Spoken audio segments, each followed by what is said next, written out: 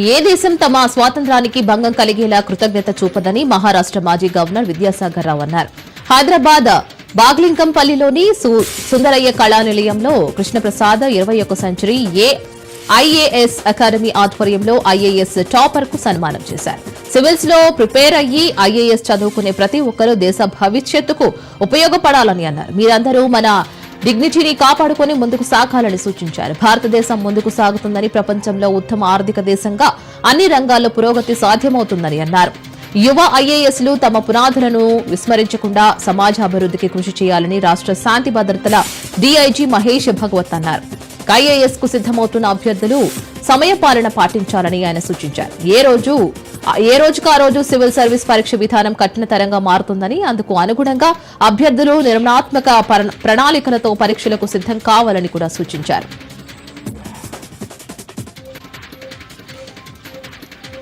నెల్లూరు జిల్లా ఆత్మకూరులో బ్రిటిష్ కాలం నాటి ఎంపీడీఓ కార్యాలయం శిథిలావస్థకు చేరుకోవడంతో కూల్చివేతకు అనుమతులు కోరుతూ స్థానిక అధికారులు ఉన్నతాధికారులకు నివేదిక పంపారు.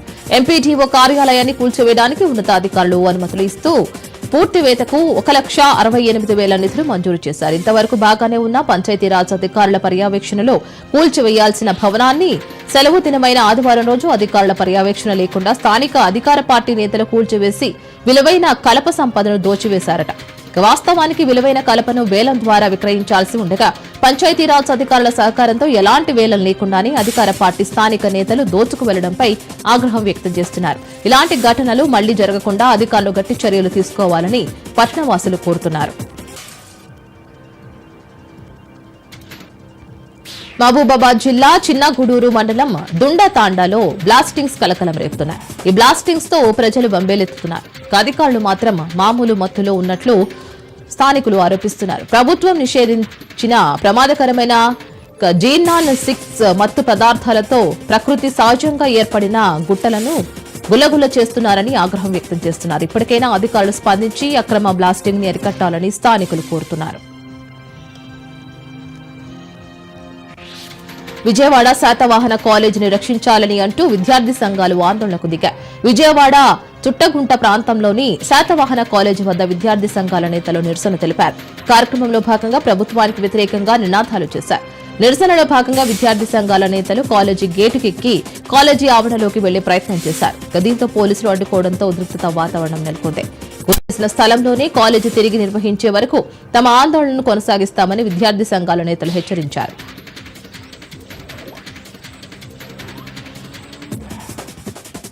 మహబూబాబాద్ జిల్లా గూడూరు మండలంలో పోడు రైతులు నిరసనకు దిగారు. బొల్లేపల్లి గ్రామంలో పోడు భూముల విషయంలో పోడు రైతులు అటవీ శాఖ అధికారులకు మధ్య తీవ్ర వాగ్వాదం చోటు చేసుకుంది. దశాబ్దాలుగా సాగు చేస్తూ జీవనం సాగిస్తున్న తమ భూములను లాక్కునేందుకు అటవీ శాఖ అధికారులు అన్యాయం చేస్తున్నారని రైతులు ఆవేదన వ్యక్తం చేశారు. తమ భూములు తమకే కావాలని అధికారులను విన్నవించుకున్నారు. తమ భూములు సాగు చేసుకోనివ్వకుంటే చావే దిక్కని వాపోతున్నారు. పట్టాపాసు బుక్కులను చూపించినా అటవీ శాఖ అధికారులు కనికరించట్లేదని కూడా ఆవేదన వ్యక్తం చేస్తున్నారు.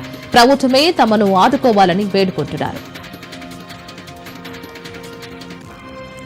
సత్యసాయి జిల్లా హిందూపురం గోళ్లపురం గ్రామంలో ఓ వ్యక్తి మరణించి దాదాపు 5 సంవత్సరాలైంది. అయితే మరణించిన వ్యక్తి తనకు 50,000 రూపాయలు ఇవ్వాలని ఇటీవల ఓ మహిళ మృతుడి కుటుంబ సభ్యులను డిమాండ్ చేస్తూ ఆఖరికి ఇంటి వారిని బయటకు గెంటేసి తలుపులకు తాళాలు వేసింది. తన భర్త అప్పు తీసుకున్నట్లు ఎలాంటి ఆధారాలు లేకపోయినా అప్పు చెల్లించాలని ఇబ్బందులు పెడుతున్నారని బాధితురాలు గంగమ్మ ఆవేదన వ్యక్తం చేసింది. ఇంటికి తాళం వేస్తే తాను తన పిల్లలు ఎక్కడ ఉండాలంటూ ఆవేదన వ్యక్తం చేసింది. పోలీసులు తన కుటుంబాన్ని రక్షించాలని వేడుకుంది.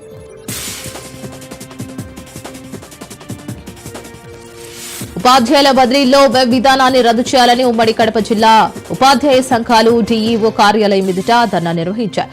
జిల్లాలోని ఉపాధ్యాయ సంఘాలన్నీ ఐక్యవేదికగా ఏర్పడి నిరసన వ్యక్తం చేశాయి.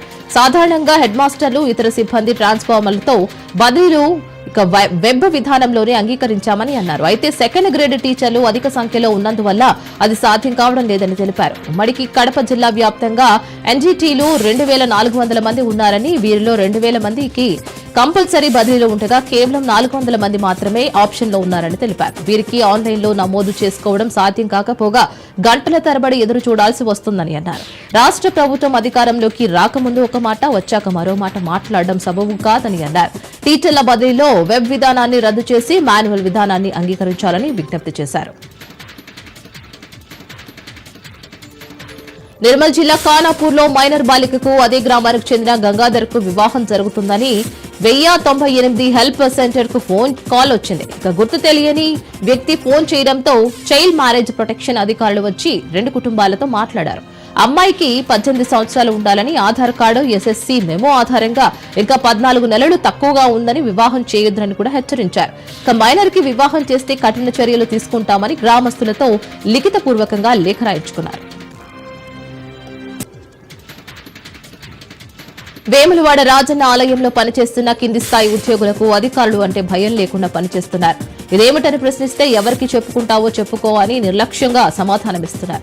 రాజన్న ఆలయంలో కారుణ్య నియామకాలపై విధులు నిర్వహిస్తున్న ఉద్యోగులు ఇష్టారాజ్యంగా వ్యవహరిస్తున్నపై అధికారులు పట్టించుకోవడం లేదు. వేములవాడ శ్రీ రాజరాజేశ్వర స్వామి దేవస్థానంలో రికార్డ్ అసిస్టెంట్ గా పనిచేస్తున్న నరేష్ మెయిన్ బుకింగ్ లో పనిచేస్తున్న సమయంలో డబ్బులున్న కౌంటర్పై దర్జాగా కాలు వేసుకుని విధులు నిర్వహిస్తున్నాడు. లక్ష్మీదేవిని పరమ పవిత్రంగా చూడాల్సిన ఉద్యోగులు డబ్బుల పట్ల నిర్లక్ష్యంగా వ్యవహరించడానికి ఆలయ ఈవో వినోద్ రెడ్డి దృష్టికి తీసుకురాగా ఆయన కూడా కింది స్థాయి ఉద్యోగికి వత్తాసు పలకడం గమనార్హం. ఇప్పటికైనా ఆలయంలో పనిచేస్తున్న ఉద్యోగులు తమ డ్యూటీలను పవిత్రంగా భావించి విధులు నిర్వహించాల్సిన అవసరం ఎంతైనా ఉందని పలువురు అభిప్రాయం వ్యక్తం చేస్తున్నారు.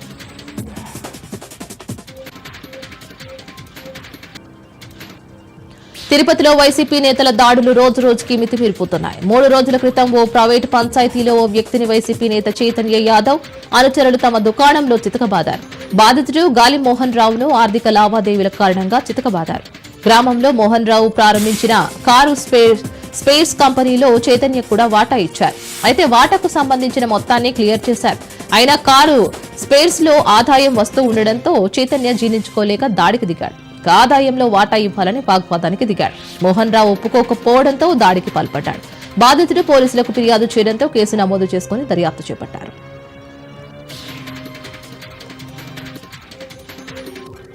శ్రీ సత్యసాయి జిల్లా రామగిరి మండలం ఏడుగుర్రాలపల్లిలో దళిత మైనర్ బాలికపై టీడీపీ కార్యకర్తలు అత్యాచారానికి పాల్పడిన ఘటనపై వైఎస్సార్ కాంగ్రెస్ పార్టీ మహిళా విభాగం అధ్యక్షురాలు ఎమ్మెల్సీ శ్రీమతి వరుదు కళ్యాణి ఆవేదన వ్యక్తం చేశారు. రాష్ట్రంలో మహిళలు, ఆడపిల్లల ప్రాణాలకు రక్షణ లేకుండా పోయిందని ఆమె ఆగ్రహం వ్యక్తం చేశారు. దాదాపు 6 నెలలుగా అధికార పార్టీకి చెందిన 14 మంది యువకులు బాధిత బాలికపై అత్యాచారం చేయడమే కాకుండా వీడియో తీసి బెదిరించిన ఘటన సభ్య సమాజం సిగ్గుపడేలా చేసిందని అన్నారు. సాక్షాత్తు అధికార పార్టీ ఎమ్మెల్యే పరిటాల సునీత సొంత గ్రామం వెంకటాపురానికి చెందిన కూతవేటు దూరంలోనే ఈ ఘటన జరగడం అత్యంత దుర్మార్గమని, కేవలం అధికార పార్టీ అండ చూసుకునే నిందితులు ఈ దుర్మార్గానికి పాల్పడ్డారని మండిపడ్డారు. ఓ దళిత మహిళ హోంమంత్రిగా ఉన్నా కూడా రాష్ట్రంలో ఓ దళిత మైనర్ బాలికకు అన్యాయం జరిగితే నిందితులను ఇంతవరకు అరెస్టు చేయకపోవడం అత్యంత దుర్మార్గమని అన్నారు.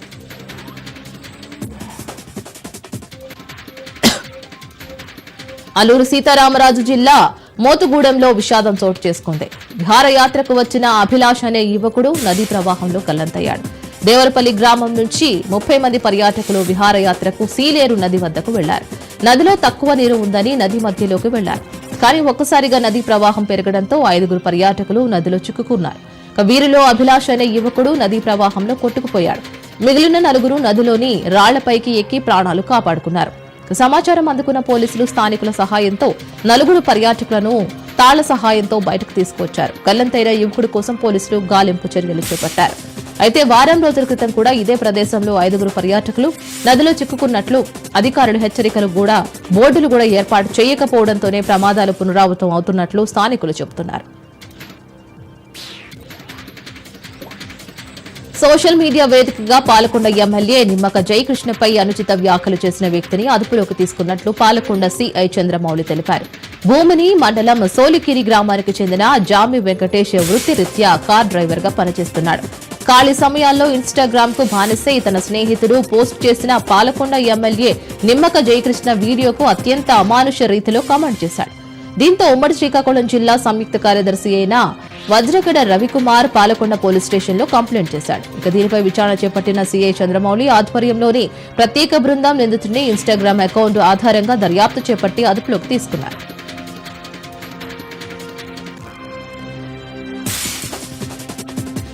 మహబూబాబాద్ జిల్లా డోనకల్ మండలం మీదుగా టాటా ఎస్ వాహనంలో అక్రమంగా తరలిస్తున్న 4 పశువులను డోనకల్ పోలీసులు పట్టుకున్నారు.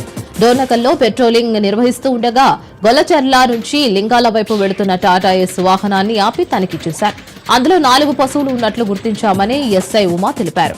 పశువులను ఖమ్మం నగరంలో గోమాంసం విక్రయ దుకాణానికి తరలిస్తున్నట్లు ఒప్పుకున్నారు.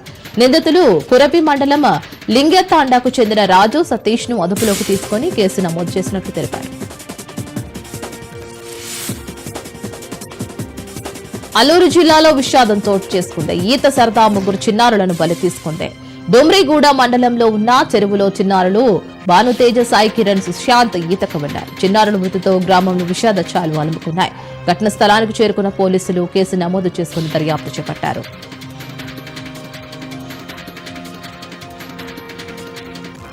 జయశంకర్ భూపాలపల్లి మేడిగడ్డ బ్యారేజ్ వద్ద గోదావరిలో గల్లంతై మృతి చెందిన 6 యువకుల మృతదేహాలను మహాదేవ్పుర ఆసుపత్రికి తరలించారు. సమాచారం అందుకున్న మంథని ఎమ్మెల్యే పుట్టా మధు యువకుల మృతదేహాలకు సందర్శించారు. మృతుల కుటుంబాలను పరామర్శించి ప్రగాఢ సానుభూతి తెలియజేశారు. ప్రభుత్వం తరపున ఒక్కో కుటుంబానికి 10 లక్షల ఎక్స్గ్రేషియా ప్రకటించాలని డిమాండ్ చేశారు. ఈ ఘటన మంథని నియోజకవర్గానికి చీకటి రోజు అని భావోద్వేగం వ్యక్తం చేశారు. మహబూబాబాద్ ఎమ్మెల్యే మురళీ నాయక్ కి నిరసన సెగ తగిలింది. ఓ ప్రైవేటు పాఠశాల ప్రారంభోత్సవానికి ఎమ్మెల్యే వెళ్లారు. గిరిజనుల భూములను కబ్జా చేసి ప్రైవేటు పాఠశాల నిర్మించారని గిరిజనులు ఆరోపిస్తున్నారు. గిరిజనుల పొట్టకొట్టి ప్రైవేట్ స్కూల్ భవనం నిర్మిస్తే ఆ పాఠశాల ప్రారంభోత్సవానికి ఎమ్మెల్యే ఎలా వస్తారని మురళీ నాయక్ ని ప్రశ్నించారు. ఎమ్మెల్యే గోబ్యాక్ అంటూ నినదించారు. గిరిజనుల ఆందోళనతో ఎమ్మెల్యే మురళీ నాయక్ వెనుదిరిగారు.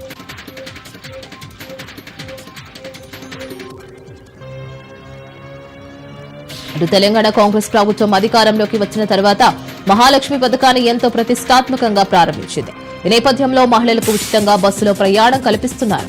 అయితే కొంతమంది మహిళలు మాత్రం ఈ సదుపాయాన్ని పూర్తిగా తుంగలో తొక్కుతున్నారు.